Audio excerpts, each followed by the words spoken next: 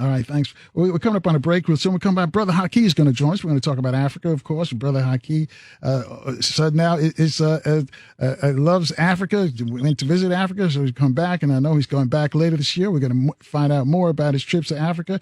You want to join the conversation with Brother Haki? Hit us up at 800-450-7876. But first, we got to take another look at the traffic and weather in our different cities at 14 after the top of the hour. We'll be back in 4 minutes, though, with Brother Haki in Baltimore on 1010 WOLB. In the DMV, we're on FM 95.9 and AM 1450 WOL, where information is power.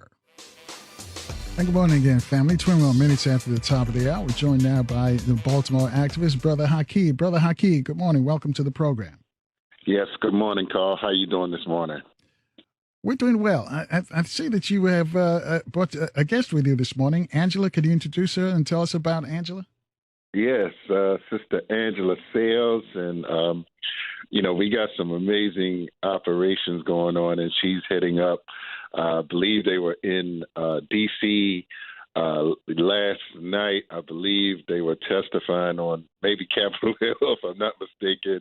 But next week we got, I'll be in New York, brother. My first time actually going to the United Nations, and Sister Angela is the coordinator of International SHEROES organization, so it'll be a lot of sisters there, just continuing on. Actually, this is International Women's Day was yesterday, but the Global African Women's Day is next week, I believe. But I'll let Sister Angela Sayles come on and just share a little bit about that if she's there. All right, Sister Angela. Sister Angela is with us, so she's on line 5. Sister Angela, good morning. Welcome to the program. Greetings, Brother Carl Nelson. Thank you, Brother Haki, for having me on. How you guys doing this morning? We're doing well. But I understand you're going to the UN. Can you tell us how did that come about? Sure, absolutely. Well, for the past 67 years, women from all around the globe have been coming to New York City, to the United Nations, to the Commission on the Status of Women. And I personally got involved with this about 7 years ago, at first as a national coordinator for the 20-year anniversary for the Million Woman March with Empress Chi out of Philadelphia. After 2 years of observing, year 3, I was invited to be a panelist with a group of women where I presented financial sustainability in agribusiness for Global African Women. And Sister Kim Poole, who is our founder emeritus, engaged me to bring the Shero Sisterhood to the UN. And so together we organized a parallel event there. We actually did 3 events. And after that, our elder advisor, who is Dr. Beekman, she's from Amsterdam. Well, she's from Suriname, but she lives in Amsterdam, and she's been working in Geneva for nearly 50 years. She, charged us to formally organize. And so we became an NGO 3 years ago. We are the Global African SHEROES Union, and we're headquartered in Washington, D.C., and this year we will be doing another parallel event. This is our 3rd year there, and we'll be presenting innovation and technology and land and food rights for global African women. And so the theme is around technology this year. And on March 16th, we recognize Global African Women's Day. This is a day that came from a beautiful sister, Iman Drama, who is the founder of the Drama Institute. She's been working with Pan-African organizations throughout the globe for her lifetime, and she came up with a day for us. And we, the SHEROES, have been commemorating and celebrating it since its inception. And so that's on March 16th. We'll be at the Shabazz Center in Harlem. We're having an event there at 4 p.m., and then our parallel event is at the UN Church Center at 8:30 a.m. on March 17th. So we have a whole week planned. The SHEROES will be arriving starting on the 10th, and we'll be there throughout till the 18th But our main events are on the 16th and 17th. Now, are these events strictly for women, or are the brothers invited to these events as well? Yes, absolutely. The brothers are invited. Although we are there representing Global African women as one voice, we, in principle, don't identify as feminists. We actually, believe that we need to have our heroes right alongside us sheroes, because we do believe in the Black family, and we believe in the balance of the Black man and the Black woman. So the brothers are absolutely welcome. We do have a link on Eventbrite for those who would like to come and register. It's free to the public. And the brothers definitely are welcome to come. And we really need y'all for protection. I mean, we're there being the voice, but this is not cute work. When you start coming into particular systems and maybe disrupting, things, then, it's real in the field. So, yes, we welcome our brothers. We need our brothers, and you all are welcome to come and join us and stand beside us. And I'm glad you prefaced that, because it's 26 after the top of the hour, because so many movements start, with the women's, the feminist movement, and you said you're not a part of that feminist movement, and they say, I don't need a man and nothing a man can do for me, and we're hearing some of our sisters adopt that a stance as well. So can you talk to that? What do you say to those sisters out there who say, I don't need a man, nothing a man can do for me, and they're following the feminist trend that's set forth by white women? What do you say to the sisters who are adopting that?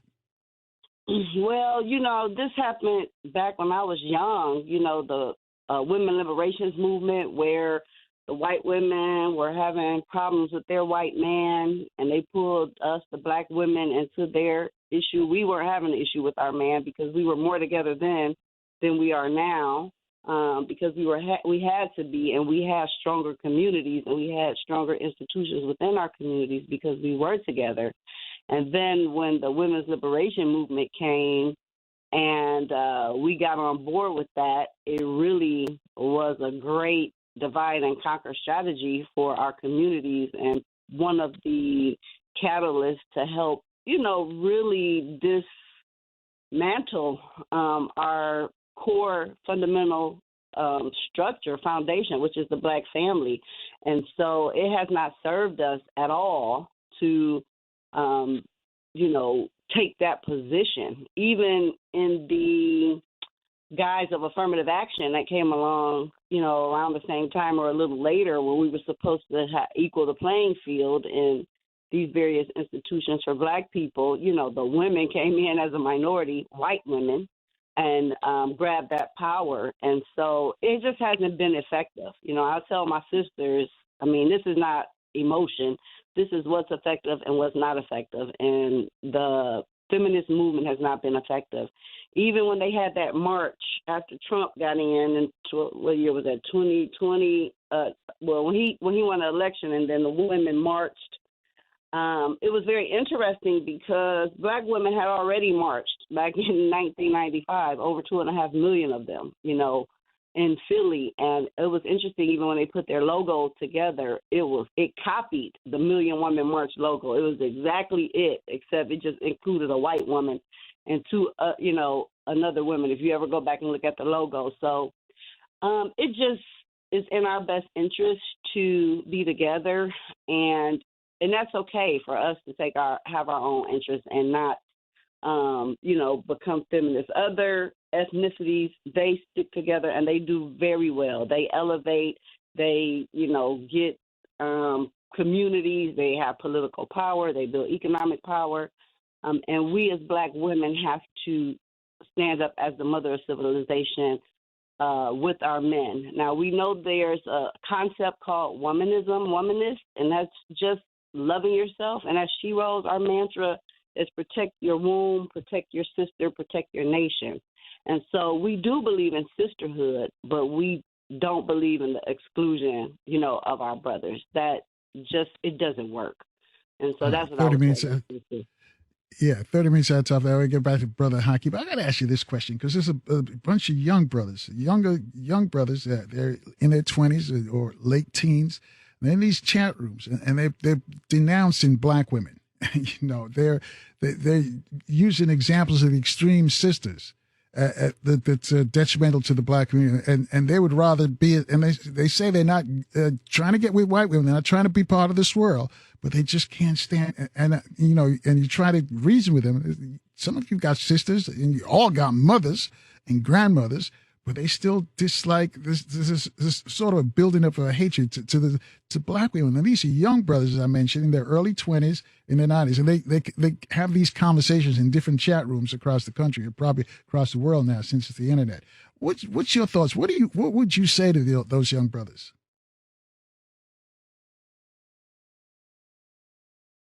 Is Angela still with us?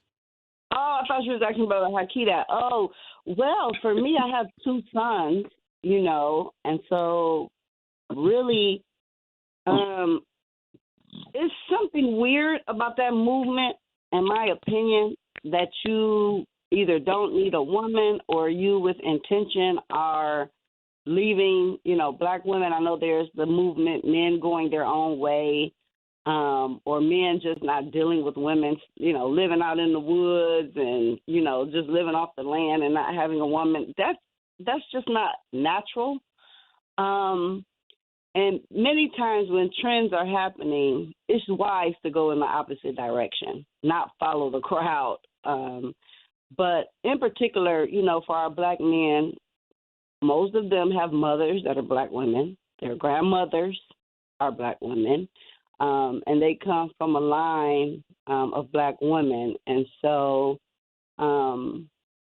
dutifully, it is up to us to provide correction and principle and let it be a teaching moment, let it be a time of teaching, because without the black family, then we really don't have a future.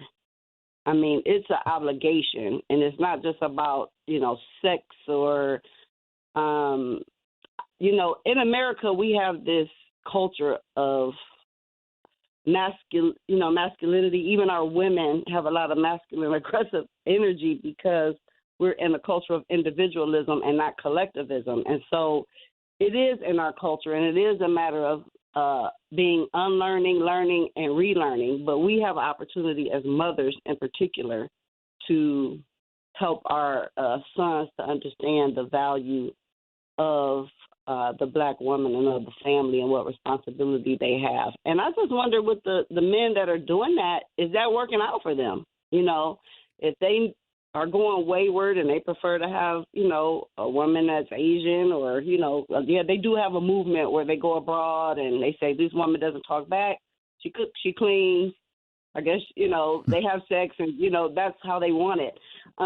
So, some brothers are going that route, and you can't save everybody, but for the ones that we have are in our sphere of influence and out of love and correction, I really feel like the role of the black woman, the sister, the auntie, the godmother, the grandmother is to make sure that our sons, our nephews, our partners are. I hold that thought right there, Angela, because we got to take a short break and we got to check the news, traffic, and weather. I'm going to let Brother Haki respond to that, because I'm sure he's heard that what's going on in these chat rooms with some of our young brothers.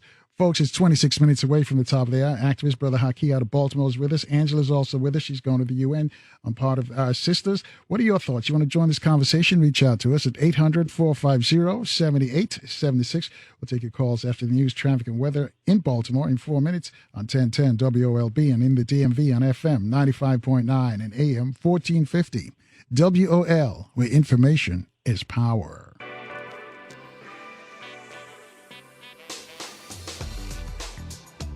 And good morning once again, family. Just join us, Brother Haki. Brother Haki is an activist out of Baltimore is with us. Also, Sister Angela is joining us as well. And before we get back to them, let me just remind you that Dr. David Horn will be here. Dr. Gerald Horn, will be here later this morning. Dr. Gerald Horn is going to talk about a lot of stuff. Dr. Horn is one of the brightest brothers we have on this planet. The man writes like 3 books simultaneously at one time. He's written several books. And we're going to talk a lot about international, local, even talk about sports. It's one of these brothers that you can pick a subject and you can have a conversation, a full-length conversation on any subject you pick with him. He's also a lawyer, by the way. And tomorrow, Friday is Friday, so remember, another reminder for you to join us for another edition of Open Phone Friday. This is when we give you a chance to free your mind. You can check in with us starting at 6 a.m. right here in Baltimore on 1010 WOLB. Also on the DMV, we're on FM 95.9 and AM 1450 WOL. Brother Haki, you've heard about these brothers in these chat rooms dissing our sisters, and we're trying to figure out where it's coming from. They try to get me to come in there and listen to these brothers, and they some of the other older brothers, tell them to listen to this program so maybe they can get some edification. But I want to get your thoughts on that, though. Oh yeah, yes, Carl. Thank you, and thanks, Sister Angela. Well, first and foremost, I find that many of the brothers, it's like what internet and YouTube has been able to do is allow for anyone with any type of mentality to get a little attention. And what has happened is people with some very untested, opinions, regardless of how vile it may be, it's like amplified. And actually, and I don't want to use European terms, but there's a term called incel, and that that's interesting, because incel is like it stands for celibate or something to that celibacy based upon their not having their own choices. And I was just talking to a sister that experienced a level of shall I say what was it like? People pursuing them like stalkerish type of behavior. And we have to, and it's not necessarily a conversation that individuals have every day, but the lack of sexual interactions amongst black males. Even for instance, the prison, black men being in prison and incarcerated and isolated, it creates a certain level of anger. And we can see that, when we're talking about protecting black women, we can see that throughout, with rapes and child, molestations and issues like that. We see that, unfortunately, many black men, are not like necessarily healthy, and they don't know how to express their rage without, taking it out on persons that are the weakest in the society or they perceive are the weakest. So that's what I'd say to that. So I don't really entertain too many of them because I feel that they are a minority. I do see, people kind of agreeing sometimes, but, that's where, healthy and whole black men have to, be at the table to intellectually articulate, many of these men's feelings. Because like you said, many of them may have young daughters. Do you want your daughter being talked to or being, kind of treated like a property or let me jump in here because we're 16 away from the top of the hour. You're involved with the state of the black world. Is there going to be something for some of these young brothers who seem misguided at that conference? Yeah, well, I certainly I believe in Dr. Daniels. He's been doing these conferences for quite some time, and thank you for mentioning that. And we are excited that this will be happening in Baltimore. I believe that they've done 5 of these conferences. I know one was in Gary, Indiana, and one was in Newark. Actually, Dr. Patricia Newton and Sister Kim were both there at the one in Newark. So it did come up. I'll have to look at the agenda, and that's very important, Carl, because as I've been, talking about this State of the Black World Conference, and it's coming up April the 19th through the 23rd and 21st. I'm sorry. 23rd.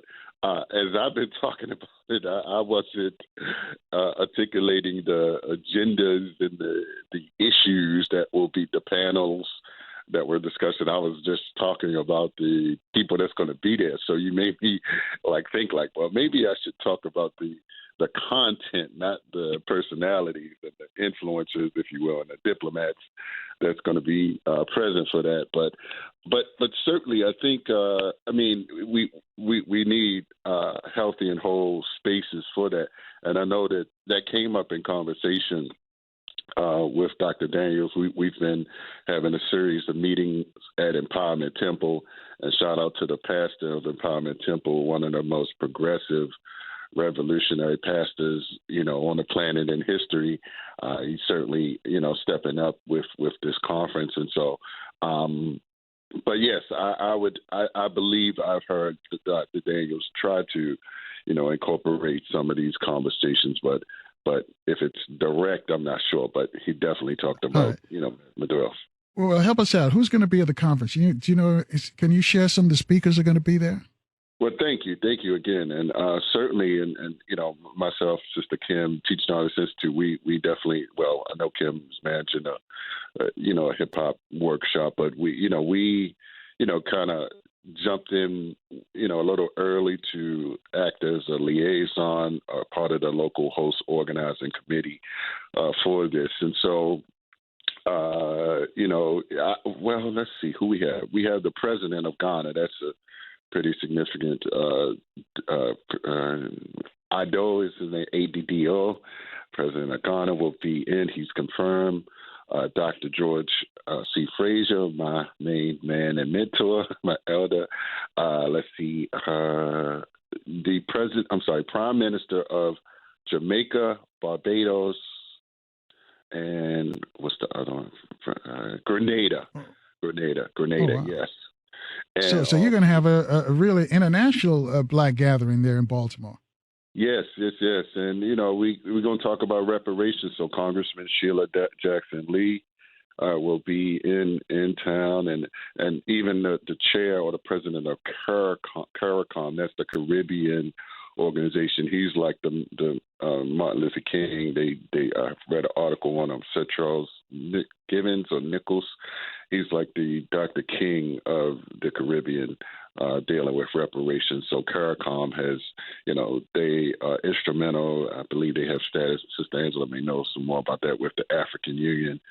I know they have some type of relationship with the African Union. And so, we're excited about that. Danny Glover, the actor, he was here recently for Eddie Conway's funeral, so no stranger to Baltimore. And we're working on some of the members of the Black Caucus. We're working as well as Congressman Kwesi from a tentative. He's invited, so we're working to shore everyone else up, the local and everyone else, and the Vice President of Colombia. Will be, so we go all the way there. They've taken it all the way to South America with that. Where in Baltimore is this event going to take place? Yeah, so it's going to be at the Baltimore Convention Center. Everyone in Baltimore that's from Baltimore know where that's at, but downtown you can't miss it on Pratt Street. So I definitely would encourage everybody to, plan on being around, supporting this amazing conference. I mean, last time they did it, it was in Newark.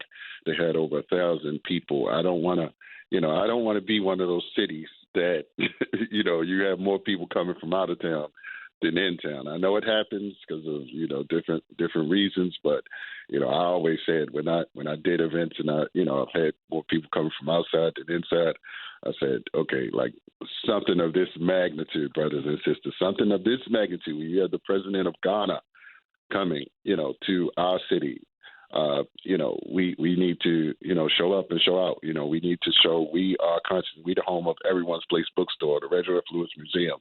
Like on different levels, we have it the home of the all of the prominent civil rights families. The Mitchell family. So, Congressman Elijah Cummings. So we had, a strong legacy of freedom fighting in Baltimore. All right, 10 away from the top there. Sister Angela, going to the UN, how did that come about? Whose decision was that? Was it an invite, or who created the conference that you're talking about? Well, the Global African SHEROES Union, we've been around since 2017, and this is our third year going to the United Nations, and we work within 16 regions worldwide, and so the leadership, and along with our elder advisor, who will also be at the State of the Black World, Dr. Beryl Beekman, set us down and saw the work that we have been doing, the grassroots work that we have been doing with Global African women for some years. And she said, look, you ladies need to organize so that you can bring your voice to not just the United Nations, but the United Nations, the African Union. She's based in Europe, and these other global policy-making institutions, so that we can make sure that our agendas are included in the agreed conclusions and the resolutions that all the other women are participating in. And so that's really at the point that we formalize, because we've been doing the work very informally, but then we changed our strategy just from grassroots to grass tops and grassroots. And so we're working on both levels, but we know the real work happens on the ground. But in order to shake up those resources and get policies changed, you have to engage with the structures that be. And so that's how it happened. And so we're, independent, and we're really doing our own thing. And what's interesting, Carl, is that at the UN, you'll see a lot of brochures and posters with images of African women and girls. But when you peek behind that curtain, the people that are running it and managing it are not African. And so it's just very important for us to represent ourselves. And so how can we change that? I tell you what, we come up on a break, but we've got to figure out, how can we change that?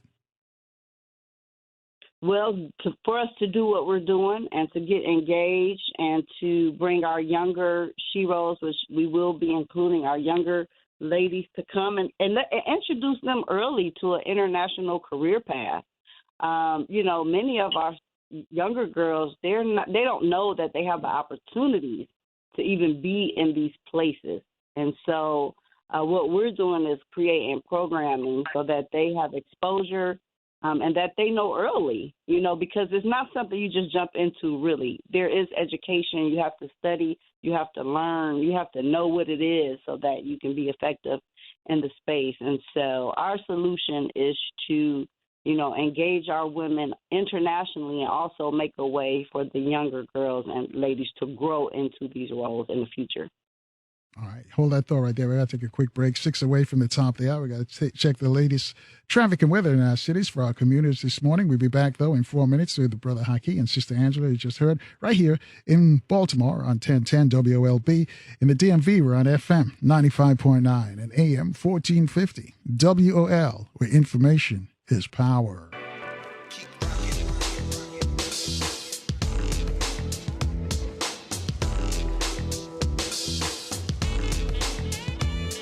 Good morning, family. A minute after the top of the hour, Dr. Gerald Horn's on deck. We'll get to him momentarily. So before we let Angela and Brother Haki go, Brother Haki, you're going to attend the funeral for Brother Jabari's mom this morning. And she was a big listener to this program. Yeah, Mama Ma'at. Can you tell us, for the folks, because I know a lot of people in Baltimore are going to, can you tell us where it's going to be, the viewing and the celebration of life? It's so the viewing, most of that was yesterday, but 10 o'clock today, I believe it's going to be at St. Martin's Church. I believe that's I just know where it says Drew Hill and North Avenue, or Madison and North Avenue.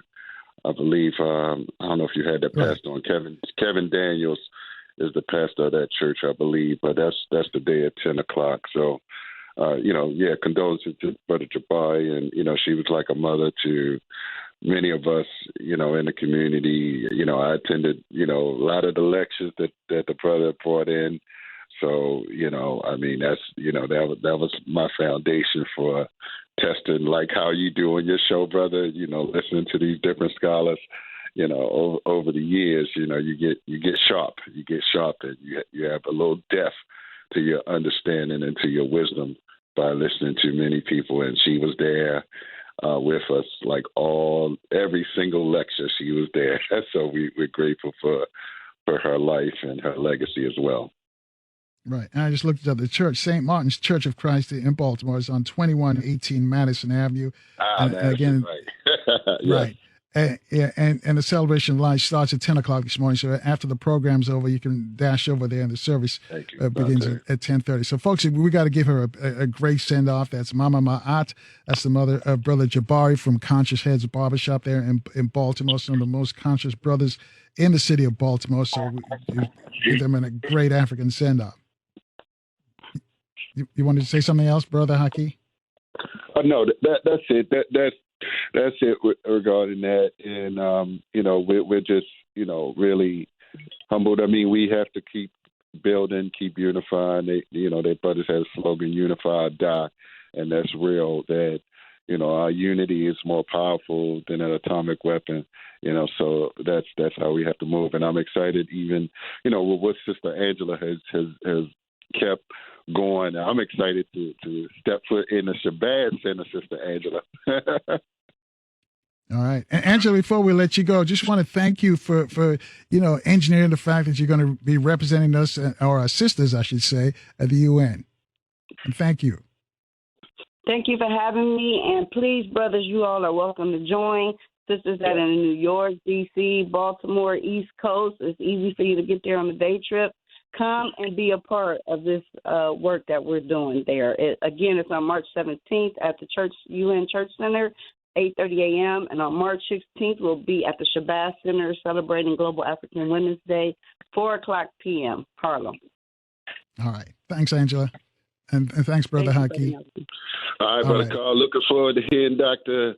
Gerald Horn. He and his brother David Horn, two of the most powerful black men on the planet. I enjoy listening to both of them. Thank you. Ashe. Thank you.